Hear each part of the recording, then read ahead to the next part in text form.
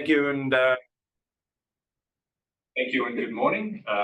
We will be starting the conversation in just a couple of minutes. Please hold while we wait for other people to join us. Thank you. Good morning.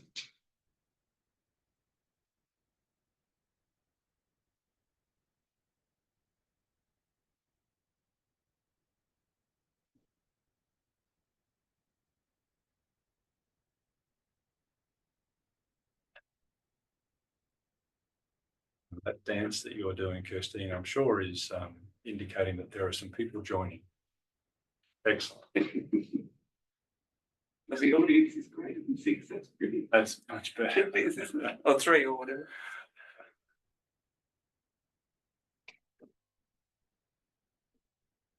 Kirstine, does that indicate my mic is muted at the moment?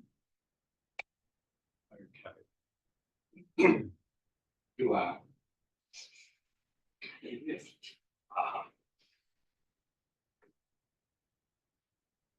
No, it's fantastic. 90% renewables, South Australia being. Oh, is that across the state? That's the state. Oh. That's the state of South Australia. Right. So right now we are well on our way to 100% by 2027. By 2027. And that really, as the uptake of electric, everything else Yes. increases, so will the load, the need for more. All right, 12 o'clock. It is time for us to get started. Thank you to the technical team for prompting me.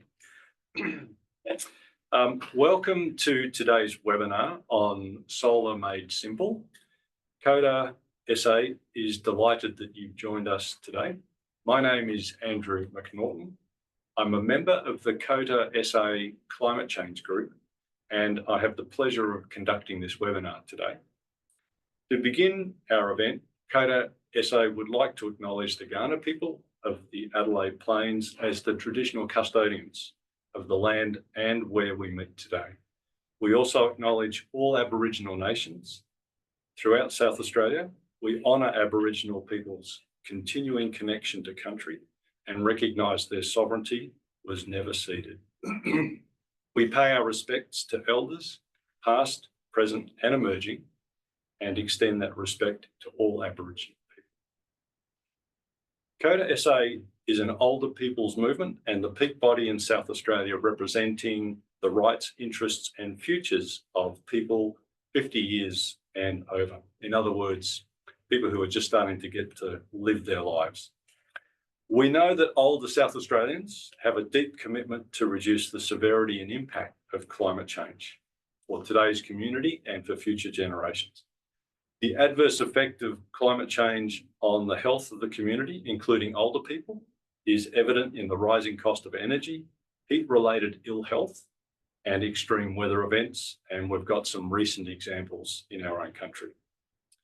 COTA SA takes the threat of climate change seriously, and the Climate Change Group is focused on the actions that we can take at a local level, but also at the policy and organisational level that can help tackle, adapt, and mitigate climate change. We know putting in solar panels can make a difference, but there are so many options, and the discussion involves a language we don't easily understand. Kilowatts, panels, inverters, optimizers, batteries, backup solutions, energy management systems, EVs, just to name a few. Today's webinar is aimed at bringing you information on the process of going solar. We want to answer the questions. Is it worth the expense? Is it safe? Are there suppliers I can trust? Can it really impact climate change? In this webinar, we will describe to you how one local government area took action to help residents sort through that confusion. Our guest today is Mayor Dr. Heather Holmes-Ross, who has kindly allowed me to address her as Heather, who is the Mayor of the City of Mitcham, and we're delighted to have Heather join us today. Heather and I plan to have a conversation for about 20 minutes or so.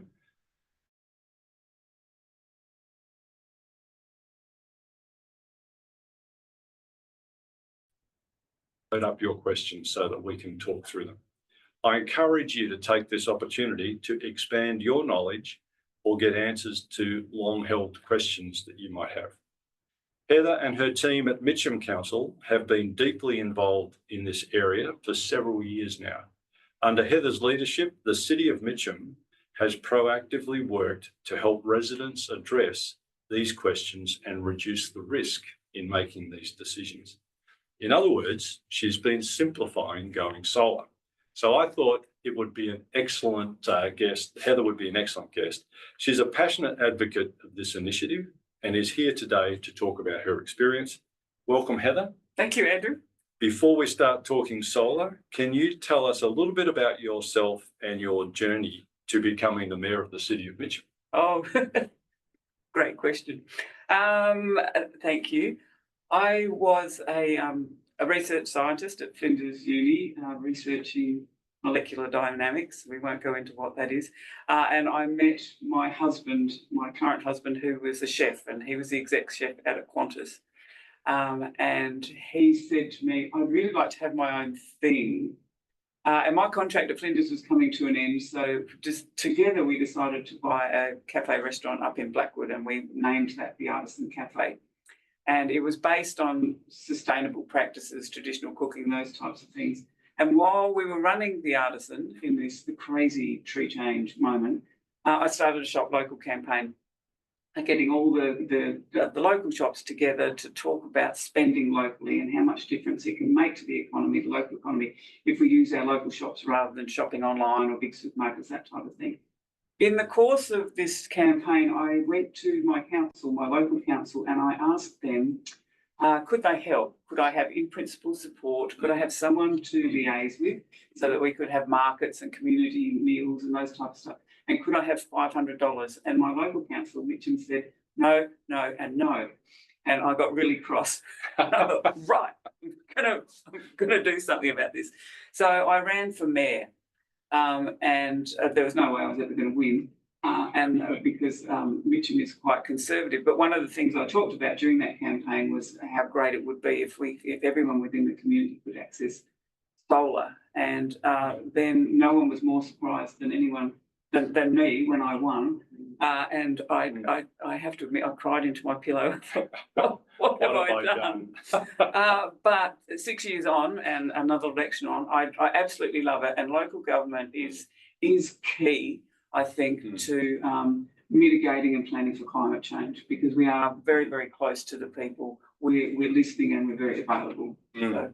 And in fact, Mitcham Council has declared several years ago the climate emergency, recognising that this is a key issue for our communities. I think the first South Australian council was Gawler, but we actually passed ours because Burnside didn't, and like Burnside can do it, we can do it. So yeah, it was the end of 2019, and that was probably the start to the council's solar journey, even though I'd had ideas before that. Right. Thanks, Heather. Well, let me jump into some questions that I've prepared. How did Mitcham's community energy program get started and why? Right. As we have just spoken about, we had declared a climate emergency, and we were like, well, what do we do from there? And so we did an audit of the energy usage of the whole council area, and we found that 60% of the emissions from our council area, not just from city ops, from the whole lot, was due to power usage, so electricity and gas. And then, if anyone's interested, 35% was due to transport, and the remaining 5% was waste. So it was a really obvious place to play, was in that, how can we reduce emissions from energy use? And solar just seemed like the really obvious pathway. That's energy use, electricity use for the council's operation. No, this is for the whole community. So what in Mitcham is where are our emissions coming from? And overwhelmingly it was domestic and commercial use of energy. Right. Yeah. Right. So that was the target. How can we reduce the emissions there, and how can we save money for council and also for our community? Right. So that's how it got started. Yes. And you formed a team, or was this a Heather-only idea? This is the thing about local government. Many people think the mayor can do exactly what they want. You totally can't. We are one of a group of councillors. The mayors don't actually get to vote. in council unless it's a casting vote, so unless it's tied. So no, it was a whole of council decision, Right. as was the climate emergency vote. Right. Yes. And so your council has prepared a video which would perhaps provide an introduction. You happy to share that? I am I'm glad that you prompted me because I thought I might forget. Yes, we've created a beautiful video starring me. There are other bits that are more beautiful in it, but yes, Indeed. I really love this video, so I'd love for us to play it. Let's watch that now. Thanks.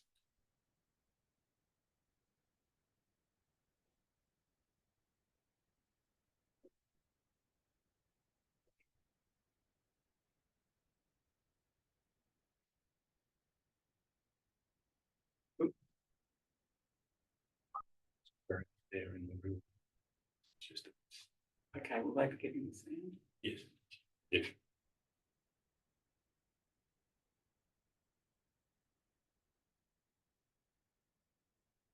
Good.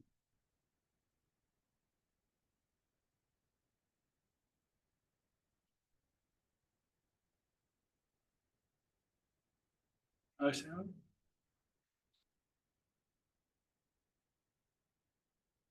Oh dear. Christine's our person acting like an audience member.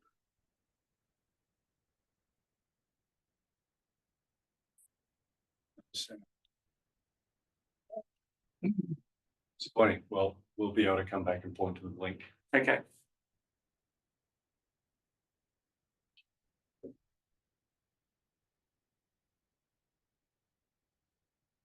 Glad the caption of the rain. Yeah, not quite.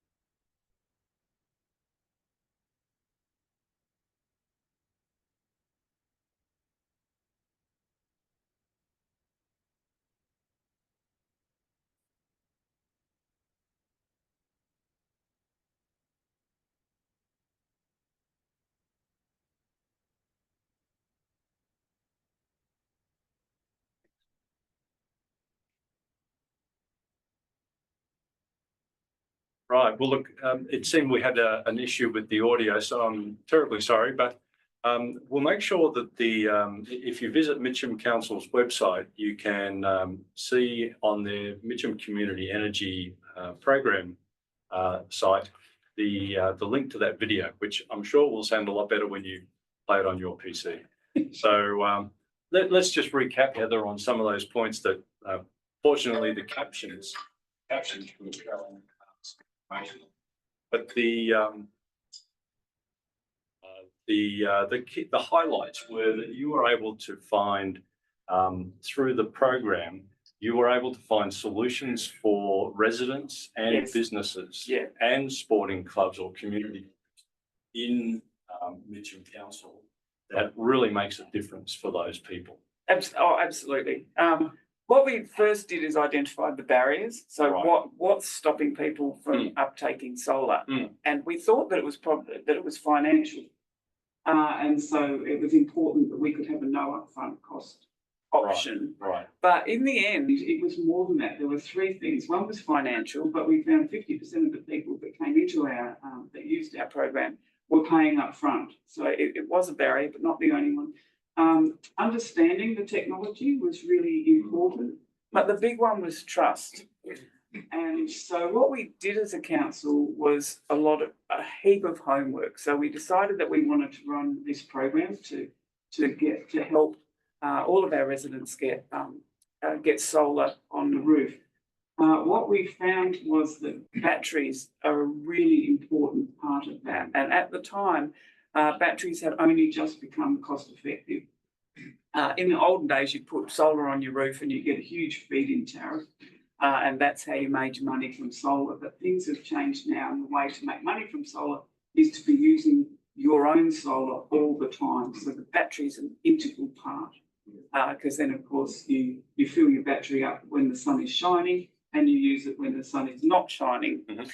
Mm-hmm. And so what we did was a very, very extensive tender process. We went to tender and said, who can provide a solution for us? And we had some very big names answer this tender, but at the end of the day, we chose a group called Shine Hub to help us deliver no upfront cost options, and solar and batteries. And there is the video talks about it very well, but membership of a virtual power plant. And what the virtual power plant does is uses everybody's batteries to pull together when the grid is low. Mm-hmm. So when there's not enough energy in the grid, instead of turning on a gas-powered peaking plant, you can draw energy from the community, and you can boost the grid in that way. And when that happens, members of our community get paid. Mm-hmm. So yeah, for a really good explanation of that, watch the video. Yeah. No, look, I have seen the video, and I do urge you to take a look at it, please, in your own time with your own audio, and you will see those key messages coming out. Look, we do have a question. Peter is asking, I have an existing small solar system without a battery.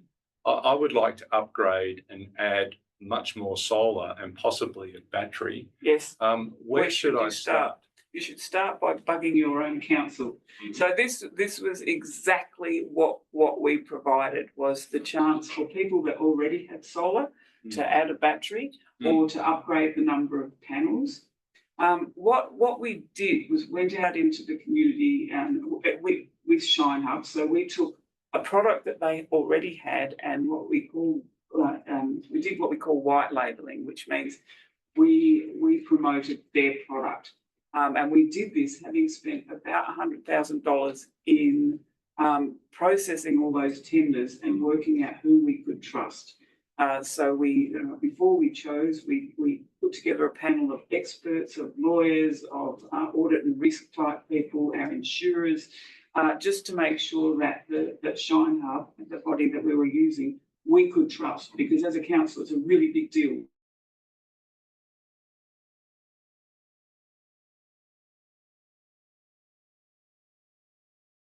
We said, we trust this company so much to the point that we will link our name with them and we would recommend them. What we didn't realise going into this was how important batteries were. So where should you start? You should start by talking to your council and asking them if they have a program or if they've looked at the Mitcham program, because we've actually done the homework. What we're promoting isn't the very, very best. It's not the Mercedes, but it is a workhorse. It's a solid workhorse, and it's affordable. And the thing about it, as I've been saying, is if you don't have the money to come in up front, you can pay that off, and it's over 10 years. So it does make it really, really affordable. Excellent. So start by going to the Mitcham website, Googling our solar, and looking at what we've done, because we're really keen to encourage other councils to do what we have done, because it's worked out so well for our community. Excellent. And if you were in a situation where you don't have a council that's subscribed, then talk to your local councillor. Absolutely. Make sure that the person that's representing your local area and your community knows about this program that Mitcham has initiated. And look, it has won, Mitcham's initiative has won accolades. It's won the Premier's Award. It has, yes. It's won several other awards. Yes, the City Powers Partnership, which is a local government award. Mm-hmm. Yes. So it's been recognised for being a leader in this space. And so if your local government area is not pursuing this, then they should to look at taking advantage of the work that's already been done by Mitcham Council and Heather and her team. That's absolutely right. We don't want to be reinventing the wheel. Yeah. So what we do as part of the program is we hold community meetings where we tell everybody about the hardware, we explain solar, we explain how that works, we explain batteries and how they work and how membership of the virtual power plant works.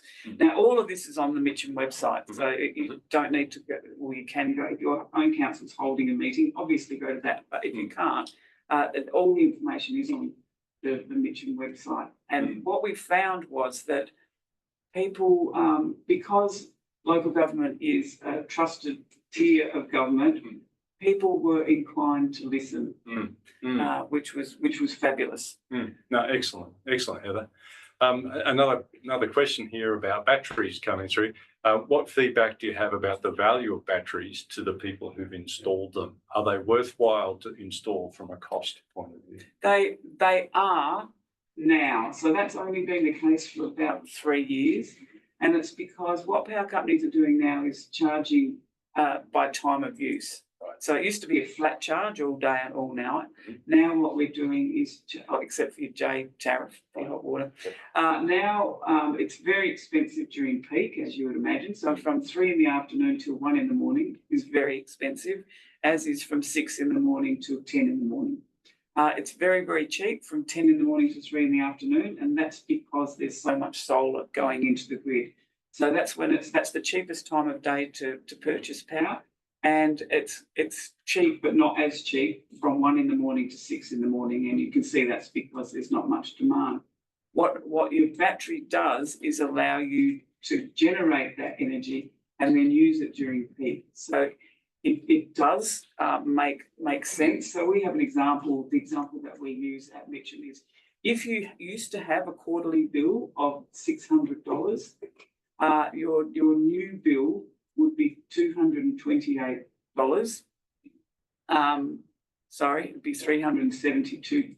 So it's $228 saving. But that $372 includes the power that you've used, but also the payment of your system.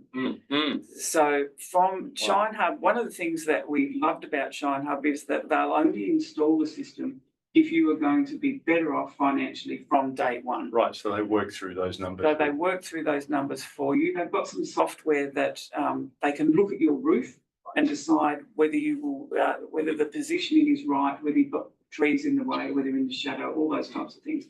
And if it's not going to be cost effective from day one, they will tell you. Right. And that was the case with my house. They said, Heather, you've got trees on the north. It won't be effective in winter.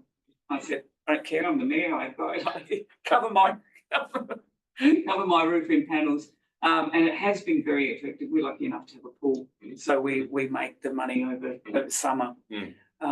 So yes, batteries are essential to doing this in a cost-effective way. Yep. And I think to point out that if you have a time of use tariff, yes, in those 10 a.m. till 1 p.m. or thereabouts when the market is flooded with solar energy, whether it's coming from your own roof or whether it's coming from the grid, it's the cheapest time to charge that battery. Absolutely. So you can charge it from your own solar or you can charge it from the grid, but between 10 and 2, 10 and 3, yes, that is the lowest cost energy available. And you're absolutely right, Andrew. In summer, it's likely that you would be charging using your own power But during winter, you may not be.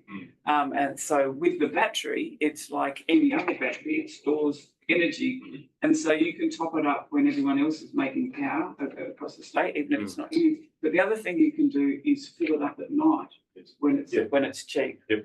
So the sun doesn't have to be shining for you to get cheap power, which is brilliant. It is. It's great. We have some more questions. Feedback about experience of batteries in helping the community ride through outages. So this talks to the VPP, the virtual power plant. Yeah, so the virtual power plant, if you think of electricity like water and it flows.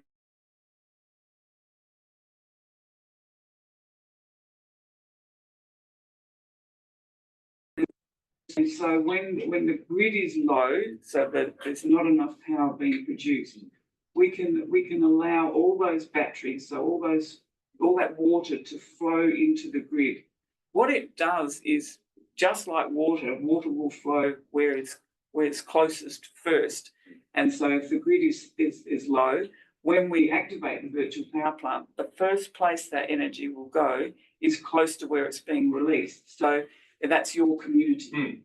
So it stabilises the grid first in your community, which is a wonderful thing. So by being part of a community virtual power plant, you're actually helping your neighbours in a time of power need.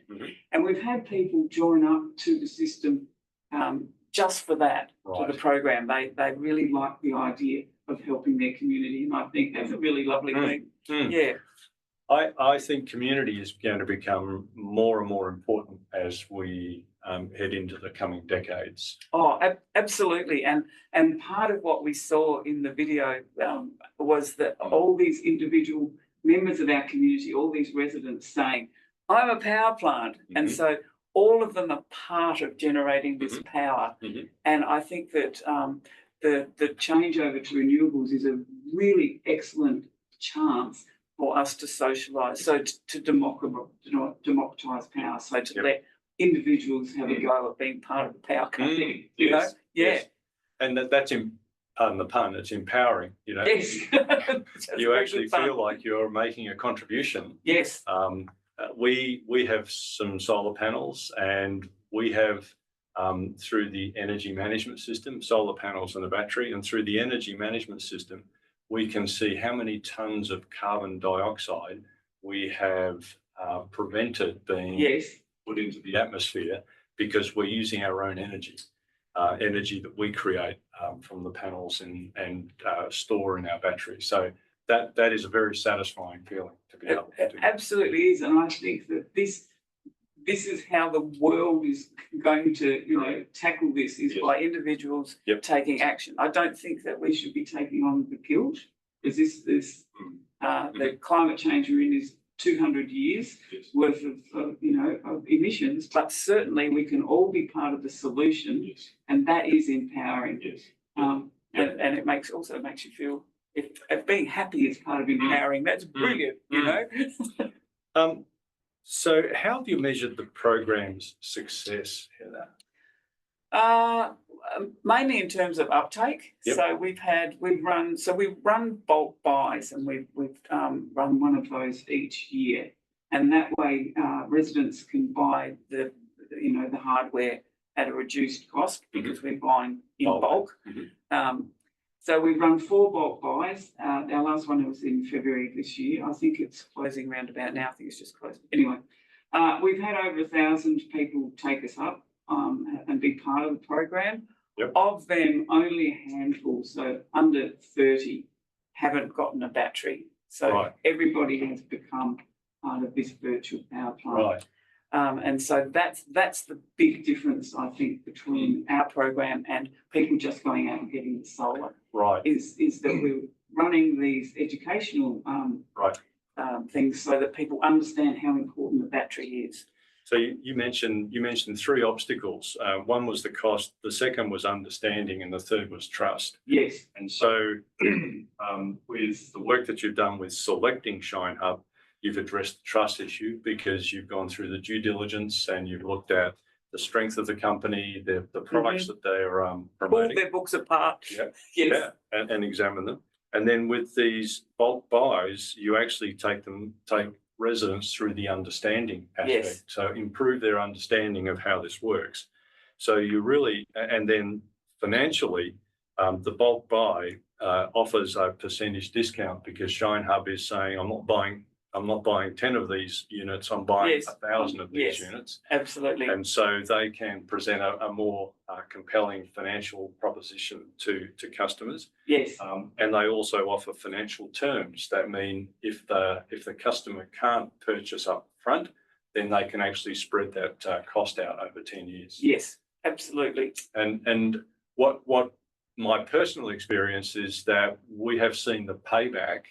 We chose to pay up front, but we have seen that payback, certainly reducing our electricity bills such that we're probably $2,000 a year better off, which we're putting into replacing or financing those panels that we've purchased, the panels of the batteries.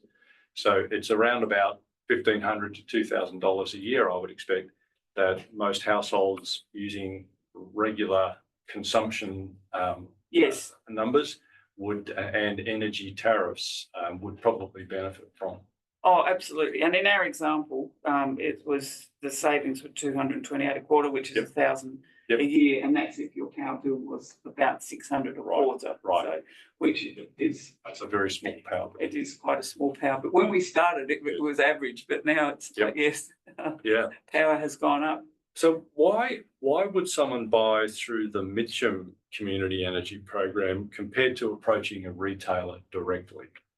Yeah, that's a really good question. And we say we have done all the homework, but we would like you to satisfy yourself that you're getting the best deal. So by all means, go out and talk to other retailers, talk to other installers, and do your own due diligence, but know that we have put in all this effort so that you don't need to if you don't want to. Right.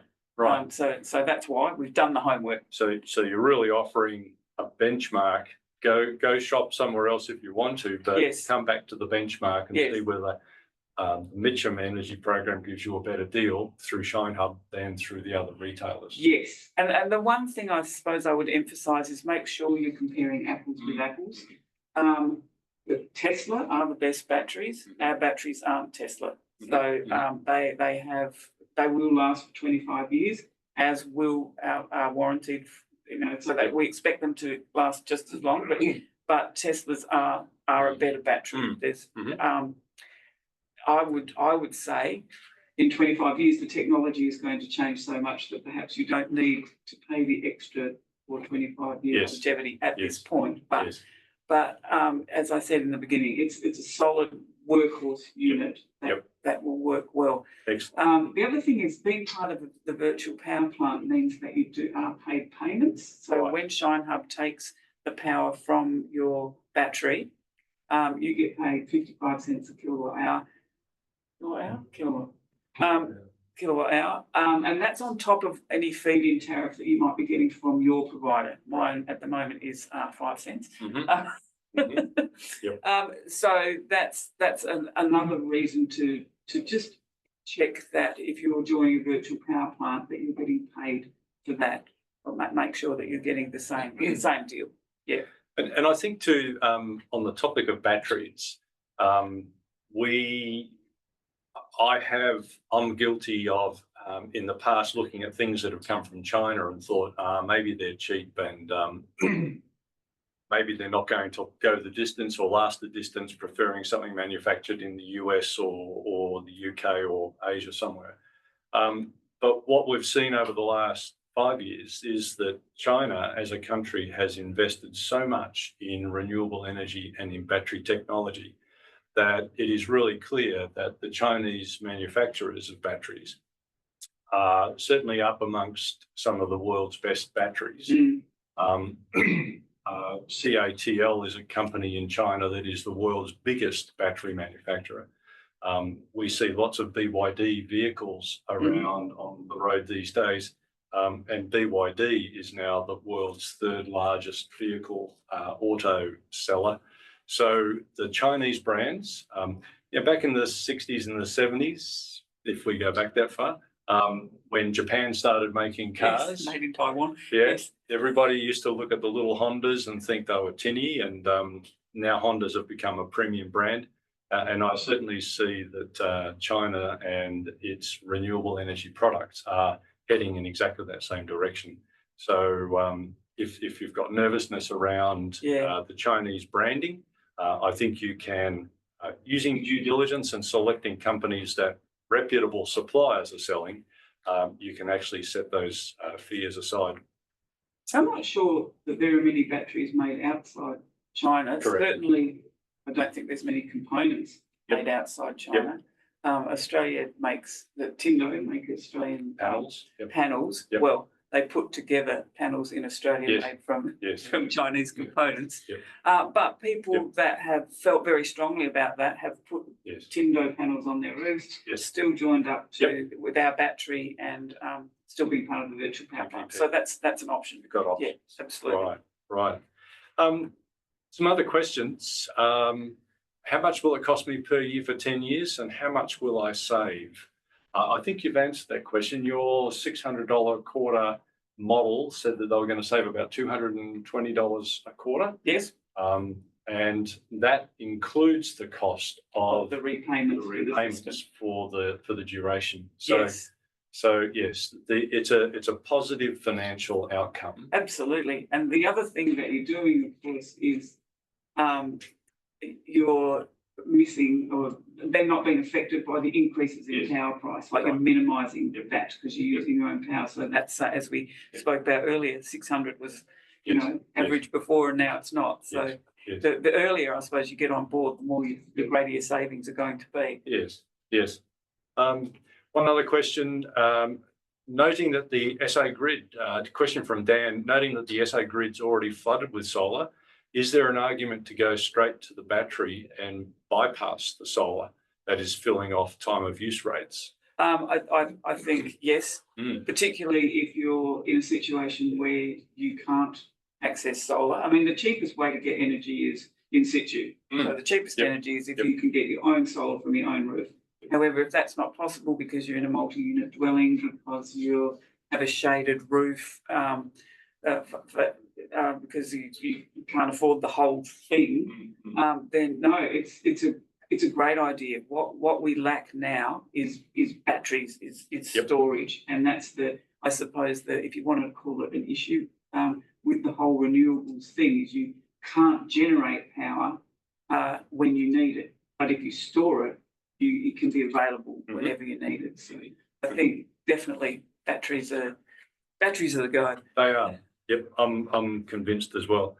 And other council areas have adopted your program. They have. We're very, very proud. For quite a while, we were a lone voice in the night going, hey, we're doing something really, really good. And then it can be lonely out the front. It can be lonely. Yeah, there's a video of single man dancing at a concert, and he dances on his own and looks like an absolute idiot. And then someone else comes along, and that's when a movement starts, and then the whole crowd got up. And we did feel like that for a little while. And then Charles Sturt Council came on board, and they're terrific because they're a big, solid, older council. And they saw that it was an excellent idea. They used our tender. They didn't go out to tender themselves. Right. And they just jumped straight on board with that tender, as did Campbelltown, Unley and Marion. So all of those councils haven't gone to tender themselves. We did work and checked with Consumer Affairs, whatever. We did all the legals to make sure that it was legal for them to use our tender. It was. And so they've done very well, those other four councils, in getting people on board as well. Mount Gambier are deciding very soon whether they'll get on board. Shine has already done some work down there in the past before they became involved with councils. And then we have one New South Wales council that came to the same conclusion independently. That's doing something similar. But interestingly, it hasn't gone as well in the eastern states because their mayors are elected internally. And so we use the mayors to talk to the community, because mayors are very well known in the community. and trusted, because we are answerable to the community. And so we find that it works best when the mayors are speaking to the people that elected them, and that's not the case in Victoria and New South Wales, where they're elected internally. Right. People don't, except for Lord Mayors, people don't have as much of a connection with the mayor. You're now president of the SA Local Government Association. Yeah, who'd have thought? Who would have thought? Probably cried in the pillow that night as well. Yeah, a little bit. Do you think this program will become accepted across all the council areas in South Australia? Is there anything stopping it? I don't think there's anything stopping it. I think that it's more difficult in the regions, which is why I'm really excited about Mount Gambier coming on board. Because if Mount Gambier takes up the program, then you've got, Grant Council, which is just on the outskirts, and there's all the Limestone Coast councils that are quite close. I think I think there's a great opportunity across South Australia, but not only for this type of thing, but at Mitcham we've got what we call a green energy plan, and that's paying for, you referred to before, our city ops, so our street lights and our community buildings, our sporting clubs. So it costs Mitcham $1.7 million a year to power those. And so what we're doing is covering all of our community buildings with panels, and we're putting in a stack of big batteries, and we're going to be able to power those city ops ourselves from our own solar, which means that over the next 10 years we will save about $10 million. And that's if energy prices stay the same.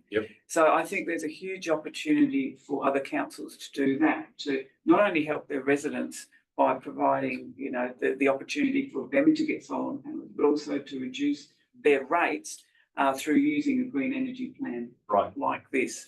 Yeah. So there really is plenty of upside. There absolutely is. The renewables is a huge opportunity.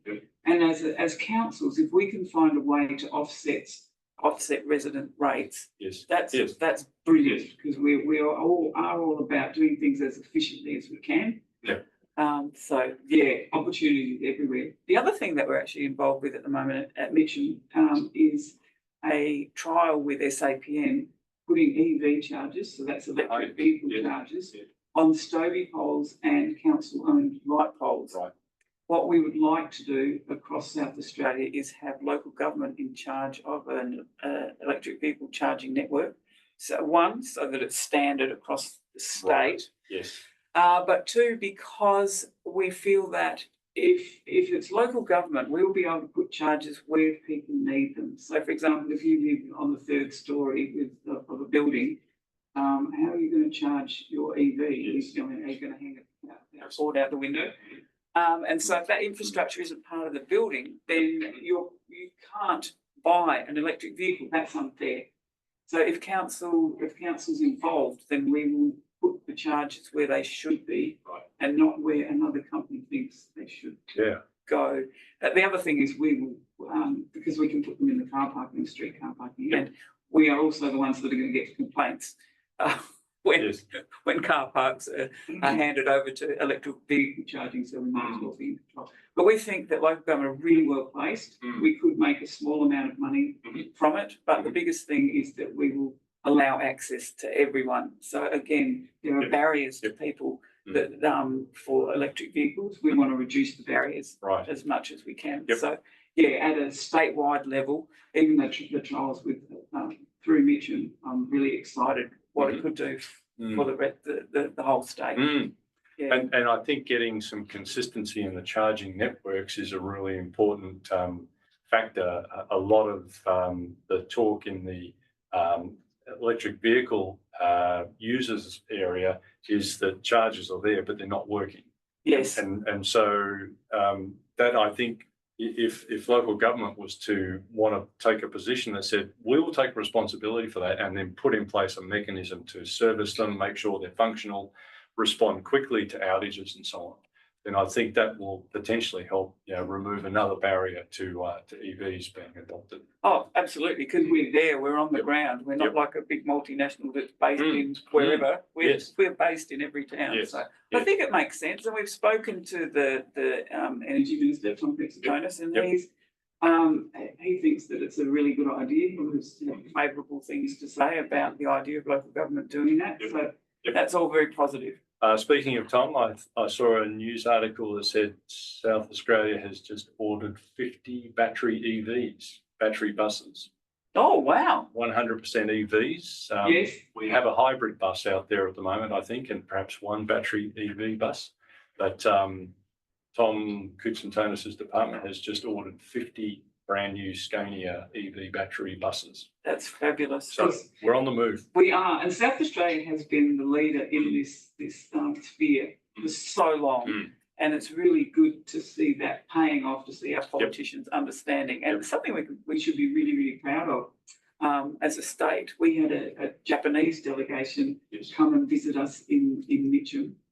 Well, they visited everywhere, but they visited us specifically to talk about our solar. It was the opposition, the Japanese opposition, including their energy minister. Right. And they were really excited about the potential. Wow, we could do this. So, spreading the news, sharing, our knowledge as a state. What's next for the Mitcham Community Energy Program? What's next? That's a really good question. We know that the problem is renters, so people that don't. Well, it's a problem for them. It's not our problem, but I don't mean they're problematic. I mean that is the biggest issue: is how do we help renters? Solution.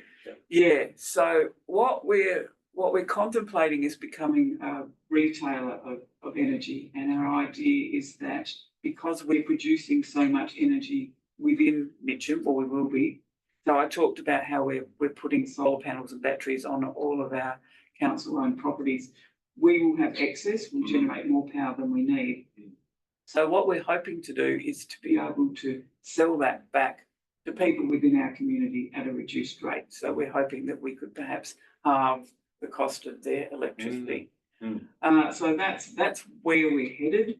To do that, we do need a partner sympathetic to community and local government, which is why it's great that we're partnering or collaborating with Shine Hub. Right. But it would be absolutely fabulous to do something for the people that need it the most, which is the low socioeconomic members of our community, and particularly we do see the young people and older people without the finances to do it themselves. So renters is where we're going. Yeah, well, that's great.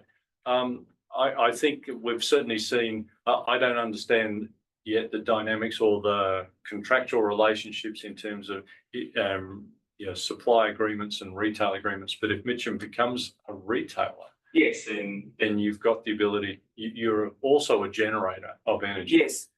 If you're able to store that and then provide it to the grid, to customers that purchase from you as a retailer, then that is a solution. That's really exciting, and I think that's where local government could make a huge difference. If you could have energy sales throughout Australia, being to benefit local residents and local councils, how much of a difference would that make, to the energy landscape? So the opportunities are there. They are. And councils' branding is really valuable, and as councils, we should be making the most of that for our communities. Thanks, Heather. Look, just a couple of other questions. Dan is saying, asking for a client, is it possible to add more panels to an existing solar battery Shine Hub system? Appreciate it will still be limited by inverter size. Yes, it is. This is, I had two examples. One's my mum, and one's my sister. Yes. So my sister already had panels, and so she just got the battery. Did she have to change? I think she had to get a different inverter, so that it would talk to the battery. I believe that's how it works. But absolutely, you can do that, and many people did. It does depend on the number of strings going into the inverter and whether they're fully populated. So There you go. that may be a constraint. A thing. But yes, you can certainly add to, provided the inverter capacity is there. You can certainly add to it, yeah, that enables you to expand your system. But the inverter just has to have the capacity to handle the additional panels on the strings. Okay, so I think what happens is with the new system, the inverter is built into the battery. Yep. And if you're using an old system, sometimes like existing panels, that we put a new inverter in. Yep. I believe. Yes. Yes. Because other people have also added to the number of panels. So keep your existing panels, add some more. Yeah, and then have the batteries. There's a question from Mike. Will I have a whole lot of screens I have to read and not understand? I guess what Mike's referring to is contractual language. Is that what you read that to mean? Does it mean on the hardware? Like, is that what he means, or well, in terms of the contract, it's got pages. We'll have to read them, but we've read them before, right? So, so we know what his contract will say. And I suppose that's another thing I have to add is that the contract is between Shine Hub and the resident. Yes. It has nothing to do with council. Right. However, when something goes wrong, people do tell the mayor, right? Dear Heather, this has gone wrong. Right. So I know that it's working well because I have had the emails, but they're minimal. In terms of the number of screens that you have to look at to actually run the hardware, the most exciting one is, and the only one that I look at is on my phone, which is the app, which tells you at any time of day how much energy you're using in your house, how much you're generating, how much you're pumping into your battery, and how much you're pumping back out into the grid. And then if you have to, how much you're using from the grid. Yep. And there still will be grid usage because when you turn on something that needs a high current to get it going, you do need to draw from the grid there, but that can be minimal, absolutely minimised in summer in particular. The apps certainly make it very much user friendly, and are so informative. I've personally found I've modified my lifestyle and my energy consumption habits so that I'm using the oven during the middle of the day instead of at 6 p.m. at night when the sun's gone, and I'm now starting to consume the energy from my battery. So it really gives you information to help you make decisions around how you want to manage your life. Well, it absolutely does, and it's really addictive. You know, we'll sometimes have me, my sister, my mum, all looking at our apps at the table, go, "Oh, look at that!" Yes. How many kilowatts did you produce today? Yes. The other thing that a battery allows you to do is blackout protection. Right. So if you have a battery, and people sometimes think then you can produce and use your own power all the time.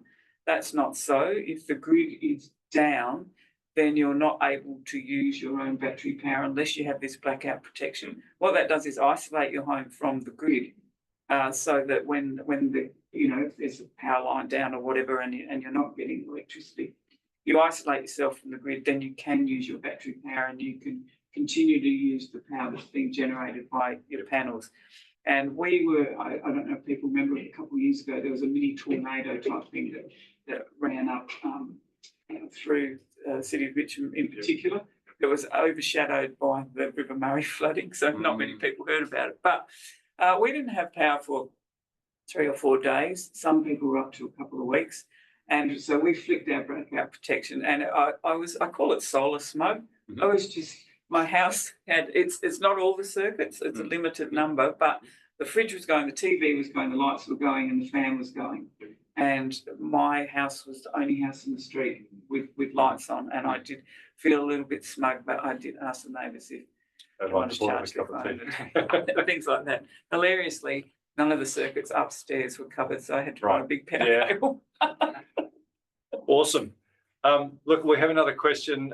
Dan, Heather, are you saying that this is an alternative or a supplement for councils looking at an additional income stream? It could be. It absolutely has the potential to be. And why should the money not go to councils rather than power companies? And it would help everyone. So yeah, that's one of the things I'm trying to spruik with my fellow mayors is get on board this and understand how you can help yourselves.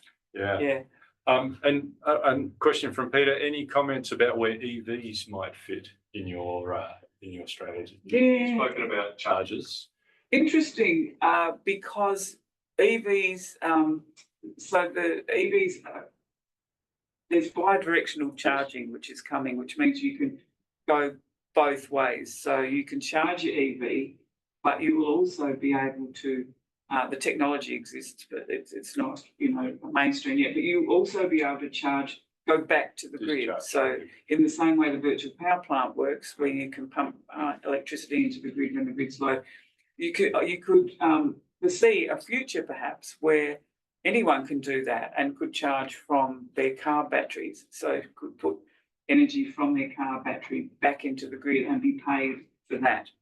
And so another reason that we would like to have something to do with this network is that it would be great, again, to democratise that so that anybody who has a car battery that's full and has some to spare could, at a time of need, come back into the grid. So there is this question, do I get a battery or do I wait until bidirectional charging comes? I've got an answer for that. Our answer would be don't wait. You will be saving money from day one right now. The technology is ready, but it won't be mainstream for a few years. Correct. So go for it. 3 weeks ago, I visited Sydney to what was called an Everything Electric show. Right. Yes. And they had 35 brands of EVs on display. 35. A lot of them have only just been released, Chinese vehicles particularly. But I also spent a fair bit of time researching bidirectional charging, and it'd be fair to say we're in the very early days. Yes. The bidirectional chargers that were available at the show were around $10,000 to $15,000. Right. So at the moment, it makes no sense to pursue a bidirectional charger. You could get a 10 or a 20 kilowatt battery at home right now for that sort of money, and you could fill up your battery. And I think that is we've made the decision that we're not planning to purchase a bidirectional charger until the technology has matured in probably 2 or 3 years' time. Yes. Yep. So yes, you're absolutely right. We absolutely agree on that. So if you're thinking of not signing up to a home battery yet, I think maybe reconsider that, because the power prices are continuing to go through the roof, and there are also other limitations. One more question from Max. I have a 1.5 kilowatt system, 10 years old, and the feed-in contract finishes in a year or so. Can you, or are you willing to give me an idea what the upfront costs might be for, say, a 5 kilowatt system and a matching battery? Max, you're in the same boat as many people that had small systems and bought in 10, 15, 20 years ago, and everybody's contracts are coming to an end in the next 3 or 4, 2 to 4 years. So as a council, we'll keep running our bulk buys. We're there waiting to catch you when you fall off the high feed-in tariff. I don't have that information, but I believe that if you go into our website, that you can punch all those numbers in and have a look at how much it will cost through Shine Hub. I'm going to say, I don't know, 15,000-ish, but I could be miles out. But again, I think you're pretty close to the mark. We had a conversation with Shine Hub probably 12 months ago, and we were looking at putting 6.5 kilowatts on the roof adjacent to an existing smaller installation. And the 6.5 kilowatts plus a battery was going to be around $17,000. So that's in the ballpark. Okay, so it's good. But again, with the no upfront cost option, you might not have to do it that way. Yeah. So question here from Mike, what could COTA and older people do to expand what you're doing? Have you seen an uptake particularly with older people? No, I don't have the demographic, but what I could guess at is that most of the upfront cost, I would assume, the people paying paying upfront to start with, I would assume would mainly be older people. It's unlikely that younger people have those amounts sitting around, and that was about 50%. Right. So I think that the uptake has been very good. Our population has in the City of Mitcham, we have an older demographic. Yep. There was 40% coverage to start with, so the uptake in Mitcham is fantastic anyway. But I think that older people are really important in this sphere. One reason is because many of them can afford to go up front and do it now, and so they can help offset what younger people can't do. I think it's also important for people that are older and perhaps not using the electricity that they have. Yes. For example, I hear of people that are literally dying of heat stroke because they won't turn the air conditioner on, and that's no way to live. We have the technology, we have the no upfront cost.